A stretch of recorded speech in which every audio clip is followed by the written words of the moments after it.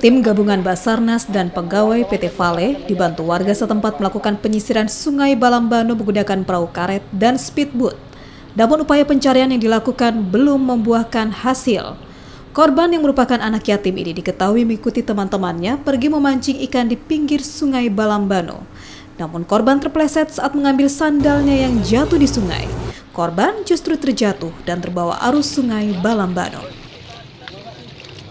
Kebetulan si korban ini usia baru 4 tahun yang mengikut teman-temannya yang sudah usia yang sudah 15-an tahun untuk melakukan pemancingan, tetapi pada saat itu sebenarnya belum layak anak tersebut hanya karena mau mengikut, sehingga menurut informasi